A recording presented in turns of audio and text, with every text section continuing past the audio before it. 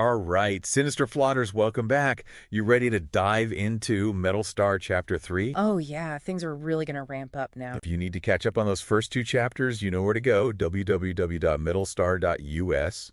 We've got those recaps waiting and tons more. Make sure to use that hashtag Metalstar Deep Dive too. We want to hear all your theories. So last time we were left with some crazy cliffhangers. John Darby, our clone, the ex-Marine, he's all alone on this totally messed up Earth. And Jakey's headed into that bunker. Right after that blackout thing. Right. Super creepy. And Sarah, poor Sarah. Not exactly a dream vacation for any of them. And let me tell you, Chapter 3, it just throws us right into the action. No messing around. John Darby, he's surviving purely on instinct and his Marine training. Like a one-man army. Hill does such a great job. You can practically feel the grit and desperation. He's scavenging for supplies, finding shelter, whatever he can get his hands on. Talk about resourcefulness. Total wasteland MacGyver. But what I thought was really interesting was how Hill shows us John's, thought process, right? Yeah. How he uses his Marine training to find water, to secure shelter. He even checks the car's registration, or the sticker, to see how much time has passed. Right. The tax sticker says 34. It's such a small detail, but so significant. It's like he's piecing together this giant puzzle. Absolutely, yeah. He's like a detective in his own life. Yeah. And then we get this dream sequence. Oh, right. Which takes us even deeper into John's character. Yeah, the dream where we learn about his Native American heritage. Exactly. He's called Wachichu, which means white man. Right. And it kind of hints at this this internal conflict he has, this struggle with his identity. It's interesting, right? Because Hill connects that to John's childhood. He was bullied because of his mixed heritage. Really? It makes you wonder if that's partly why he joined the Marines. Yeah, to find a place to belong. Exactly, yeah. It makes you think about how all our past experiences shape us. Absolutely. Even in a crazy post-apocalyptic world. For sure. It makes you wonder if that's going to play into, how his character develops. I think so, definitely. Maybe some kind of internal conflict identity stuff, right? Yeah, definitely. And then, oh, man, that dream where he's in the Marines and he finally feels like he belongs, but then he's alone again. Totally alone. Yeah. In this wasteland. It really hits you hard. Oh, for sure. Makes you think about how much his past is affecting him now, Oh, for sure. Hill's definitely playing with that nature versus nurture idea. And then his mom says this line in the dream, "You cannot deny what you are." Ooh, that's a powerful one. Right. Embrace your identity, even the parts that make you different. Especially in a world like that where everything's gone to hell. We can't forget about Sarah. Her story in this chapter is rough. It's brutal. Hill doesn't hold back on the horrors of her captivity. She's trapped in that awful prison, eating disgusting food, working in the fields for those creepy creatures. It's like something out of a nightmare. And Hill does such a great job of showing how it affects the other prisoners, too. Yeah, they've lost all hope, resigned to their fate. Sarah even compares them to Sisyphus, eternally pushing that boulder uphill. Such a powerful image of futility and despair. But even in all that darkness, Sarah still has this spark of hope. She refuses to give up. She's a fighter, that's for sure. And you can see that inner strength, even in this awful situation. Makes you wonder if she'll be the one to inspire the others to rise up. Does Chapter 3 give us any clues about what happens to her?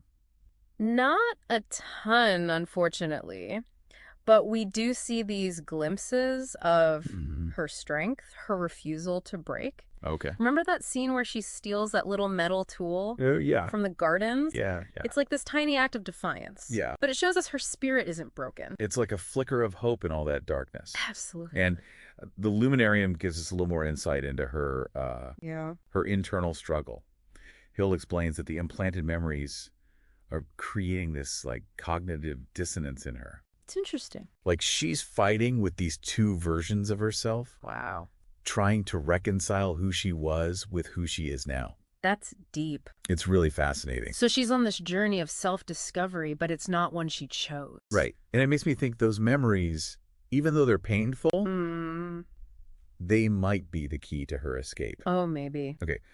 Sinister Plotters, before we jump into the Luminarium, what are your first impressions of Chapter 3? What's standing out to you? Yeah, what's got you hooked? What mysteries are you dying to unravel? Hold on to those thoughts, because when we come back, we're going to be diving into Aaron Hill's Luminarium for even more insights into these characters and all the crazy twists and turns. Oh yeah, things are about to get even more mind-blowing. Stay tuned. All right, Sinister plotters, welcome back. It's time to break open that Metalstar Luminarium and see what secrets Aaron Hill has tucked away in there. It's like getting a backstage pass to the author's mind. I always love these little insights. You know, it adds so much depth to the reading experience. So what gems did Hill leave us this time? Well, he kicks things off by connecting Metalstar to that classic hero's journey.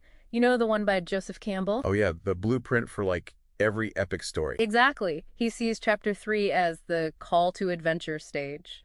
Makes sense. Yeah. All our characters are facing these insane challenges. You know, those trials by fire that force them to confront their fears? Totally. It's like a baptism by apocalypse.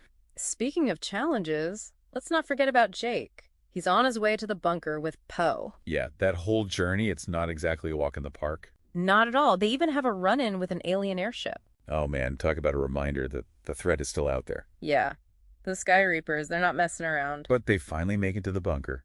Yeah. And it's like stepping into a whole other world. Hill describes it as an abandoned research facility with this algae farm for food. They're literally making life in the darkness. Makes you wonder how they've stayed hidden for so long, right? Right. Like, what's their secret? And remember that damaged robot they find? Wax gets all excited about turning it into a weapon. Yeah, it shows how desperate they are to fight back. But there's also that moment where the robot tries to smile at Jake. Oh yeah, that was really interesting. Like a flicker of humanity in this machine. Exactly. It kind of makes you question who the real monsters are in this story. Definitely.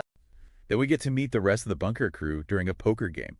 Ah, the gang's all here. Hill gives us these little glimpses into their personalities, you know, just enough to make you curious. Though, he already seems shady. Oh yeah, he's not buying Jake's whole amnesia thing. Definitely adds some tension to the group dynamic. And that tension just keeps building when Jake talks to Wax. We find out Wax is the administrator. Kind of the head honcho. Right, and he's seriously worried about those Sky Reapers in the gardens. Not just worried, they're literally changing Earth's atmosphere, making it toxic to humans. Remember how beautiful and otherworldly they seemed? Yeah, almost hypnotic. Well, Hill reveals they're actually weapons. Weapons. Yeah, they're slowly terraforming Earth, making it hostile to humans. Seriously, like some kind of alien invasion by flora. It's chilling. The gardens are filled with argon gas, toxic to us. And Hill describes them as suffocating, like the aliens are slowly choking the planet to death. That's intense. It makes you wonder if Earth can even recover from this. It's a bleak picture, for sure. Yeah. But it highlights the stakes. It's not just about human survival now, it's about the fate of our planet. And the prisoners, they're the ones forced to cultivate those gardens. Right, like tools of this ecological warfare. It adds a whole other layer of moral complexity to the story. Are the aliens evil? Or are they just trying to survive, even if it means wiping out another species? And what about humanity's role in all of this? Hill hints at past mistakes. Like maybe we're not so innocent after all. Definitely adds to the moral ambiguity. I love how Hill doesn't shy away from the tough questions. One thing that really stands out to me is the contrast between all the high-tech stuff and this world that's been totally wrecked. Yeah, it's like a futuristic Stone Age. We got cloning sentient robots, even hints of psychic powers. But humanity is barely hanging on. Makes you think about our relationship with technology, you know? Is it a tool or a weapon? Or maybe both? Right. Hill's definitely not giving us easy answers. Yeah. He wants us to wrestle with those big questions. And Sarah's story with those implanted memories, it really brings up those ethical questions about cloning. You know, what does it even mean to be human? Definitely. Is she just a copy? Or is she her own person with her own destiny? Are those memories a gift or a curse? Hill's playing with that nature versus nurture debate, too. How much of who we are is predetermined and how much is shaped by our experiences. And then there's Jake with his amnesia and those hints about spies in the bunker. Is he a pawn in some bigger game? Ooh, a conspiracy. I love a good conspiracy. Right. It's like there's this whole other layer of the story that we're just starting to glimpse. And beyond all the action and mystery, Hill's also exploring some deeper stuff about human nature. Oh, yeah, totally. Yeah. Like with John, he's not just a tough guy. He's got this connection to nature, this wisdom that he inherited from his Native American heritage. Right. It's like he represents a different way of being in the world. One that might be crucial for survival in this new reality. Maybe we need to find a balance between technology and tradition. You know? That's a powerful message, especially in our world where we're dealing with climate change and all this crazy tech. So sinister plotters as we wait with bated breath for Chapter 4.